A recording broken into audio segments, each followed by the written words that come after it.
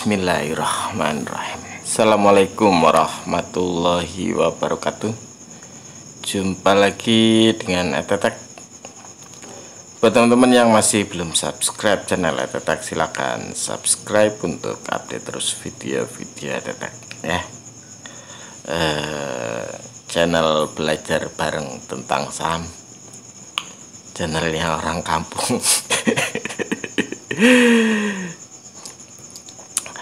Ya, balik lagi bahwa saya cuma menginformasikan, entah itu trik, taktik, atau apapun, cara apapun itu adalah yang saya pelajari. Jadi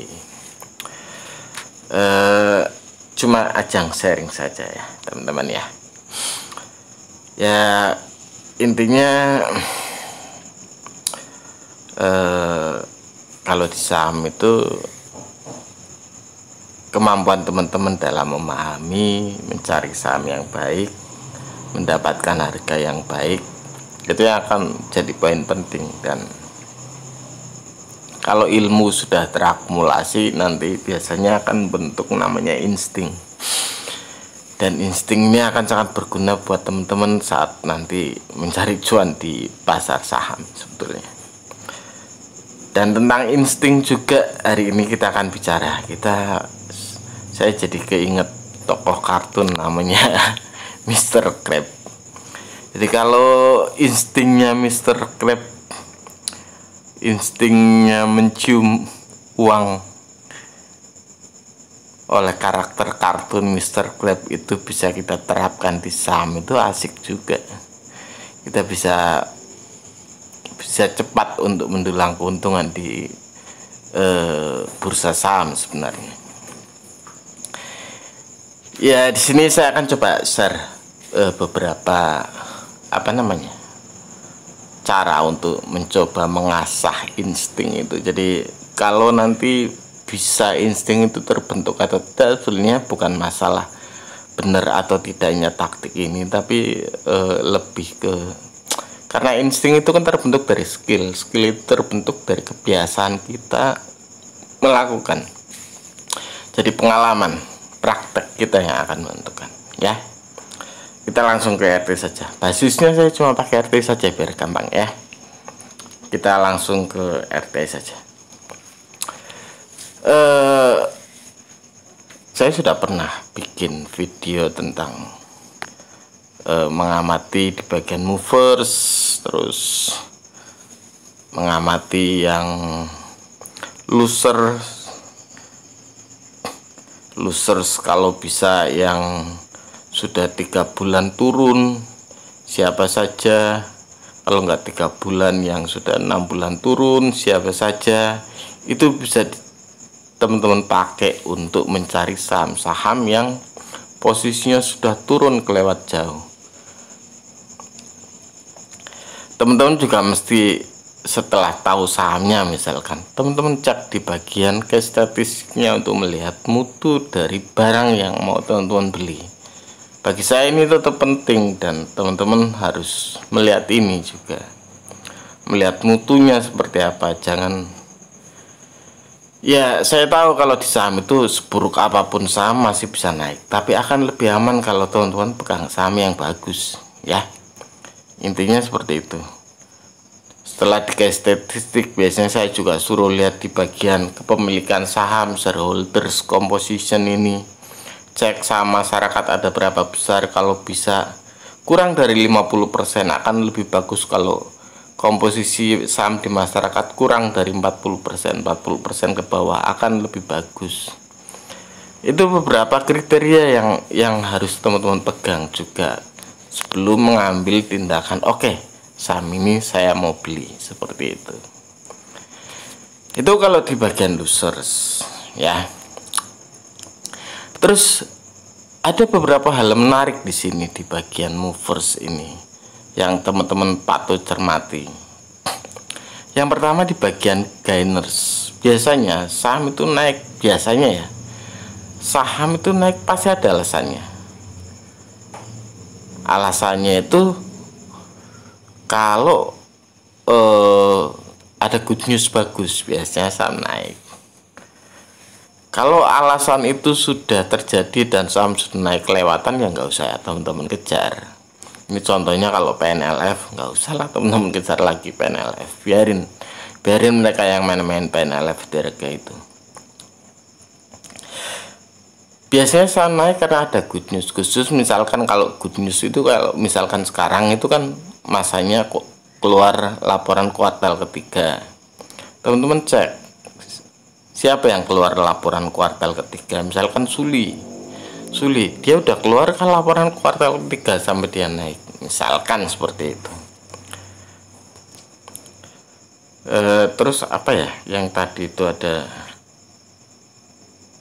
SM, misalkan MEDC belum, biasanya keluarnya laporan kuartal. Kalau laporan kuartalnya bagus, sahamnya akan loncat juga teman-teman, dan itu bisa jadi ajang teman-teman juga untuk ngikut untuk cuan karena adanya akumulasi beli karena laporan labanya meningkat. Contohnya seperti itu. Di gainers ini patut juga teman-teman cermati untuk melihat saham-saham apa aja yang sebelumnya sedang diakumulasi beli. Jadi saham naik biasanya dibarengi dengan akumulasi volume transaksi yang meningkat juga. Ini juga bisa kita lihat di bagian, jadi yang paling penting kalau menurut saya kalau di bagian movers ini adalah di bagian setelah kita mendapatkan saham yang bagus-bagus karena loser itu tadi, saham yang sedang dalam posisi penurunan jauh, maka yang patut kita cermati adalah di bagian volume teman-teman. Jadi siapa saja saham yang hari ini, satu hari ini volume transaksinya tinggi. Nah, kalau volume transaksi tinggi, misalkan di sini ada Bumi sekarang 3 miliar volume transaksinya, biasanya berapa miliar? Teman-teman cek biasanya dia berapa miliar. Kalau 3 miliar itu rata-rata 3 miliar masuknya memang lumayan tinggi sih. Biasanya 1-2 miliar ke bawah lah. Sering 5 miliar juga. Ya 3 miliar hitungannya rata-rata kalau disambung. Kalau memang volume transaksi sebesar itu adalah volume transaksi rata-ratanya, maka volume tidak bisa jadi pijakan. Nah, pijakan lain yang teman-teman perlu pakai adalah di bagian frekuensi. Jadi volume transaksi naik itu biasanya dibarengi dengan frekuensi pembelian, frekuensi transaksi yang naik juga. Misalnya kayak Siko ini kan dia turun jauh karena ada yang lempar barang lumayan tinggi. Itu kan dibarengi dengan frekuensi transaksi yang lumayan tinggi juga. Dan teman-teman bisa lihat di sini.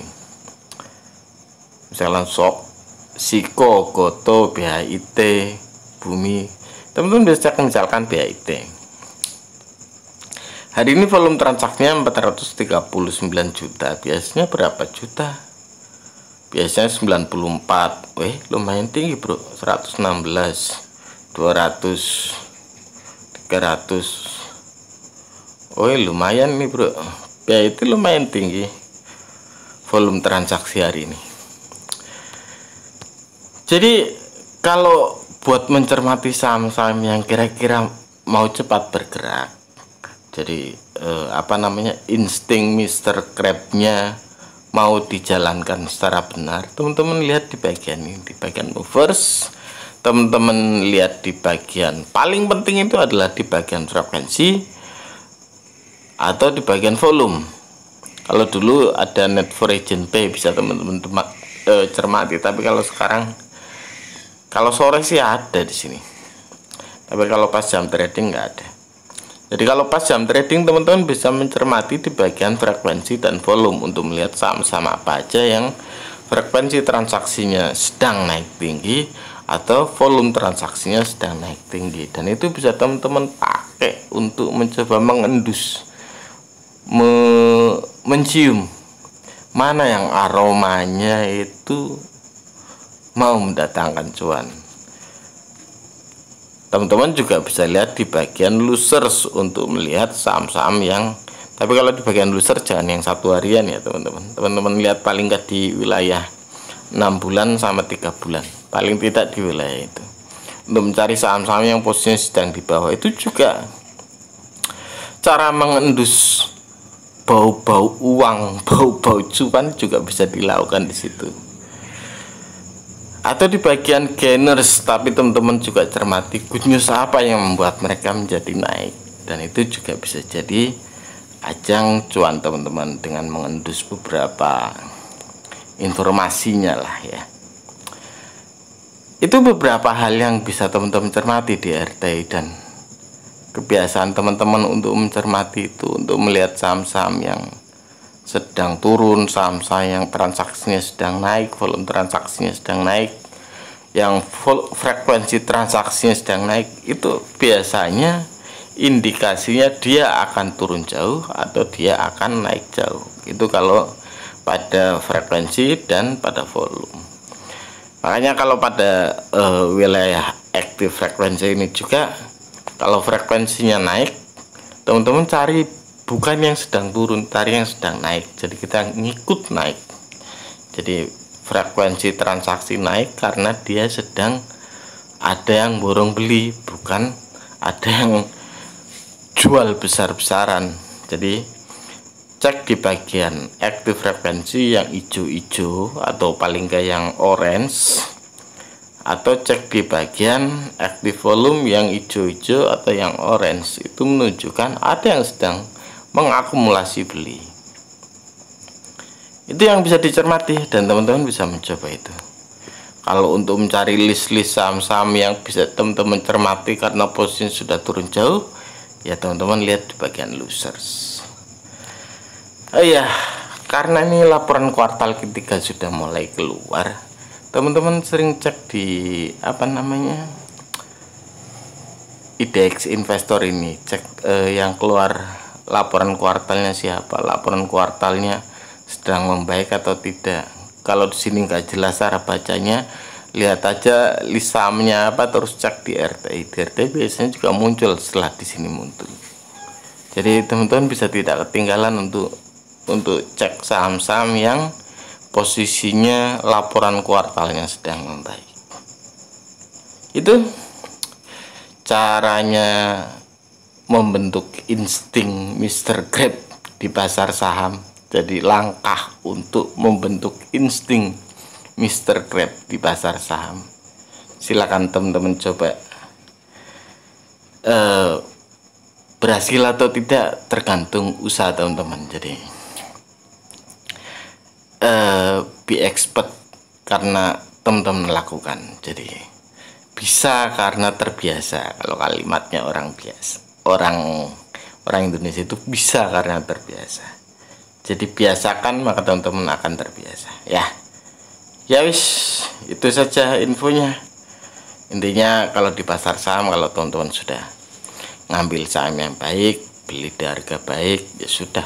Intinya teman-teman coba nunggu, sabar saja untuk dapat cuan lebar ya. Itu saja infonya. Terima kasih banyak sudah menonton. Jumpa lagi lain waktu. Wassalamualaikum warahmatullahi wabarakatuh.